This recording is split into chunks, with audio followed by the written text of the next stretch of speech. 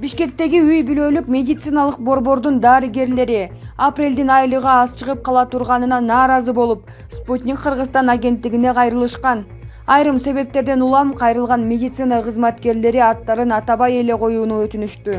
Дарыгерлердин айтымында алар Кыргызстандан коронавирус катталган учурда чет өлкөлөрдөн келген жарандардын үйлөрүн кыдырып, мобилдик топ түзүлгүчө 20 күн иштешкен.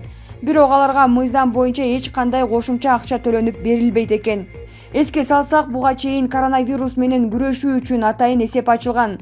Жардам иретинде которулуп жаткан каражатты бөлүштүрүү комиссиясы дарыгерлердин кошумча маянасы үчүн 38,8 миллион сом берүү чечимин кабыл алган.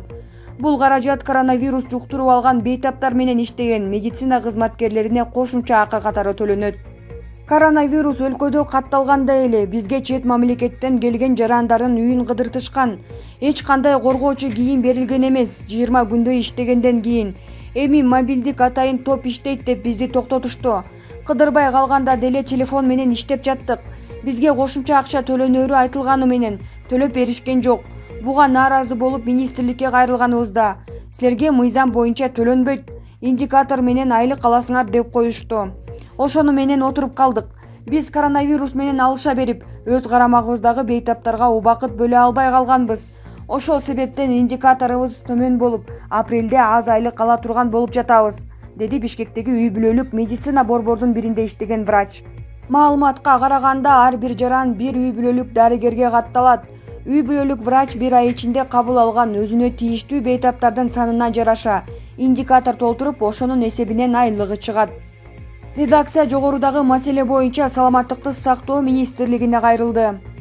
Аталган министрликтин медициналык жардам уюштуруу башкармалыгынын баш кадиси Нургул Ибраева учурда министрликтин электрондук форматтагы маалымат базасы программасын алмаштырып жаткандыгына байланыштуу үй бүлөлүк дарыгерлер айлыгын бир аз кечиктирип алышы мүмкүндүгүн билдирди. Биздин аудиттер бир эле бейтаптын 2 врачка жазылып калып, мындан улам 2 дарыгер тең бир бейтап үчүн индикатор төлөнгөн учурларды таап чыгышкан. Ушуга байланыштуу финансисттер менен бирдикте электрондук саламаттыкты сактоо борборунун программасын кайра карап жатабыз. Ошол себептен үй бүлөлүк дарыгерлер айлыгын бир аз кечеңдетип алып калышы мүмкүн. Бул убактылуу маселе, бирок карантин убагында иштеген индикаторуна жараша айлыгы толук төлөнүп берилет, деди Ибраева. Анын айтымында токтом боюнча коронавирус инфекциясынын очогунда иштеп жүргөн дарыгерлерге кошумча акча төлөнөт. Учурда кээ бир медицина кызматкерлери кошумча акча алып калуунун айласы менен ар кандай сөздөрдү айтып жатышат. Министрликке чындыгында азыр кыйын болуп турат. Ар бир медициналык мекеменин жетекчилиги COVID-19 инфекциясы катталган очокто же өмүрүнө коркунуч келген аймакта иштеген медицина кызматкерлеринин тизмесин берүүдө. Аны документ менен так далилдеп, көргөзүп министрликке тапшырып жатышат. Буларга сөз жок төлөнүүдө. Ал эми тизмеде жок дарыгерлер, демек оорунун очогунда иштешкен эмес. Эгер сиздерге кайрылган үй бүлөлүк дарыгерлердин жетекчилиги да ошол врачтардын тизмесин документи менен тапшырса, оорунун очогунда чын эле иштешкен болсо, кошумча акча берилет, деди Ибраева. Ал кошумчалагандай, учурда мобилдик топторго кошумча акча төлөнүп берилүүдө. Борбор калаанын ичиндеги тосмолор алынды. Жеке машина менен жүрүүгө чектөө жок. Көчөдө эл көбөйгөнү байкалууда. Айрым жерлерде автомашиналардын тыгыны да пайда болгонун социалдык түйүндөрдүн колдонуучулары кабарлап жатышат.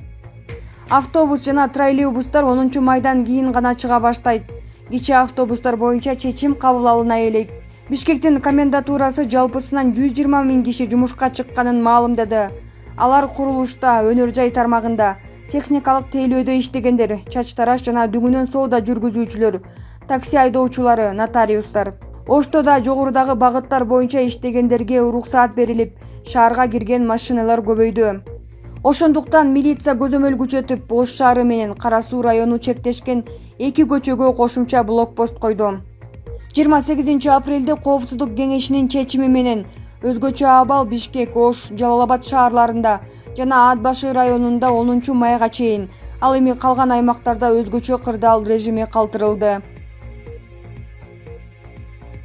Баткенде катуу куюндун кесепеттерин жоюу иштери жүрүп жатат. Өзгөчө кырдаалдар министрлигинин маалыматына караганда, 30 апрелге караган түнү Лейлек районунда ылдамдыгы секундасына 28-33 метрге жеткен шамал жүрдү. Куюндун кесепетинен 7 орто мектептин 75 даана шифр, 33 үйдүн 476 даана шифр жана 15 чарба курулушунун 248 даана шифр чатыры талкаланды. Өзгөчө кырдаалдар министрлигинин райондук бөлүмү жаратылыш кырсыгы келтирилген зыянды эсептеп жатат. Адамдар жабыркаганы тууралуу маалымат жок. Соңку күндөрү Кыргызстанда жаан жана тоолордо кар жаап, туруксуз аба ырайы болууда. Казакстан-Орус-Казак чек арасында топтолуп турган кыргыз-казак мигранттарына бир жолку транзиттик жол ачып берүүгө макул болду. Бул тууралуу Кыргызстандын Орусиядагы элчилиги кабарлады. Мекеменин маалыматына караганда, казак тарап 30 апрелге карата ошол жерде тургандар гана өткөрүүлөрүн, андан кийин чек ара кайра жабылаарын билдирди. Кыргызстандыктар атайын уюштурулган автобустар менен гана ташылаарын, андыктан жеке автомашинасын ар бири ошол жактагы токтотмолорго калтырышы керек деген шарт койду. Автобустар Казакстандын аймагынан Кыргыз чек арасына чейин атайын медициналык коштоо менен өтөт. Орусиянын шаарларынан автоунаа менен жолго чыккан 200дөй кыргыз жараны коронавирустан улам киргизилген чектөөлөрдүн айынан Оренбург облусундагы Орус-Казак чек ара тилкесинде турганына 1,5 ай чамалады. Мындагы Соль-Илецк аймагында чек ара өткөрмөсү 17 мартта жабылып калган. Аталган жарандардын Кыргызстанга өтүп кетишине Казакстан уруксат бербей жаткан. Кыргызстандын Тышкы иштер министрлигинин орун басары Нуран Ниязалиев алар кыргыз чек арасына жеткенче Казакстандын 2000ден ашуун чакырымынын 4 облусун аралап өтөрүн, андыктан коронавирустун жайылуусуна кооптонгон казак тарап өткөрүүдөн карманып жатканын, бирок сүйлөшүүлөр жакшы натыйжага жакындаганын 29 апрелде билдирген. Коронавируска каршы вакцина күтүлгөндөн эрте пайда болушу мүмкүн. Мындай божомолдору менен Оксфорд университетинин илим-поздору бөлүштү. Адистер коронавируска каршы вакцина бардык сыноолордон өтүп, коомчулуктун калың катмарына жетиши үчүн 1 жылдан 18 айга чейинки убакыт керектигин билдиришкен. Бирок Оксфорд университетинин илим-поздору коронавируска каршы вакцина сентябрда даяр болот деп үмүттөнүшөт. Буга чейин аталган окуу жайда коронавируска окшошураак илдеттерге каршы вакцина жаратуу үчүн атайын технология иштелип чыккан. Учурда COVID-19 каршы ойлонуп табылган вакцинаны адамдарга сынап жатышат. Мэриленд университетинин коомдук саламаттык департаментинин деканы Борис Лушняк Америка добушу радиосуна берген маегинде Оксфорд университетинин вакцинасына үмүт артып турганын айтты. Баарын коомго кедергисин тийгизип албагандай этият жасаш керек дейт ал. Эл аралык эксперттер вакцина табылып, дүйнө калкынын 60-70% эмделмейинче жашоо мурдагыдай калыбына келбейт деп эсептешет. Алардын бири Индиядагы Fortis Memorial иликтөө институтунун изилдөөчүсү Притма Чахана. Вакцина табылмайынча чектөөлөр алынгандан кийин деле дүйнө мурдагыдай болбойт, анткени адамдар бири-биринен оолак болушу керек деген ою менен бөлүшкөн.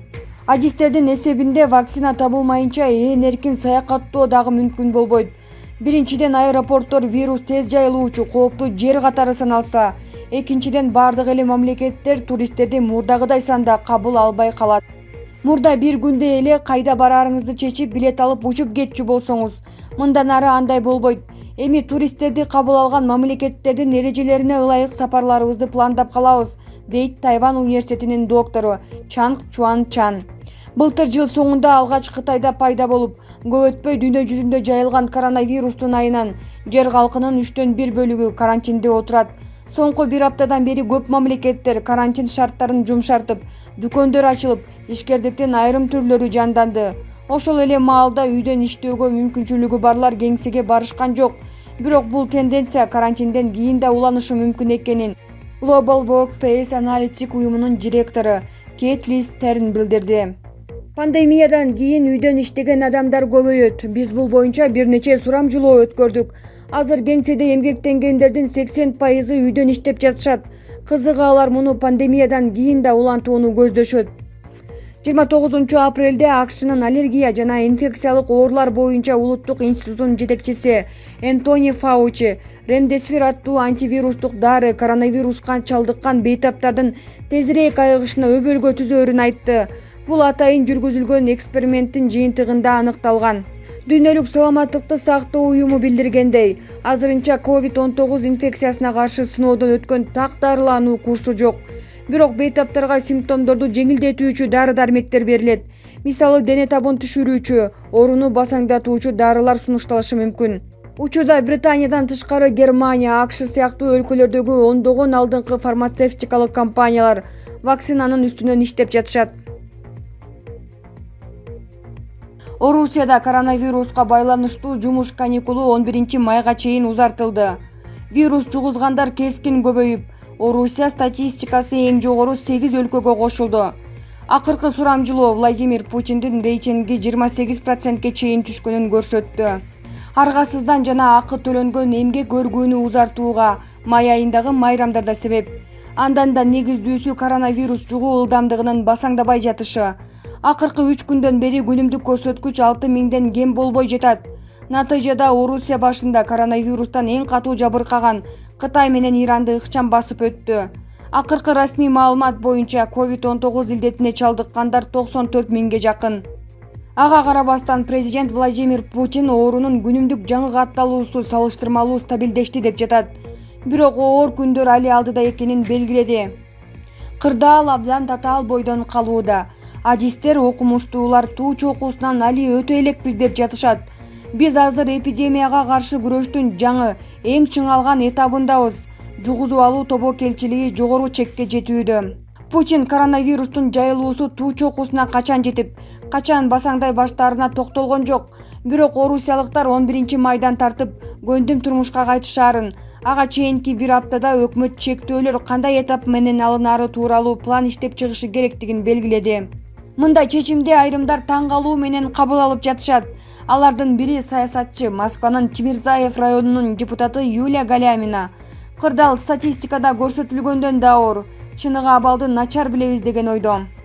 Анткени биздин статистика менен реалдуулуктун айкалышы абдан эле кызыктай. Айдын башында мен дагы оорудум, бирок эч ким менден анализ алган жок.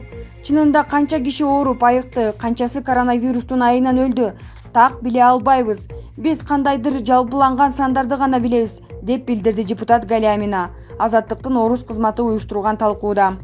Путинге ишеним арткандар азаюуда. Коронавирус күчөп турганда президент Владимир Путиндин рейтинги кескин төмөндөп кеткени да маалымдалды. Орусиянын коомдук пикирди изилдеген борборунун эсебине караганда, март айында Владимир Путинге ишеним арткандар 28,3%га түштү. Бул борбор ушундай ыкма менен сурамжылоо өткөргөн 13 жылдан берки эң төмөнкү көрсөткүч.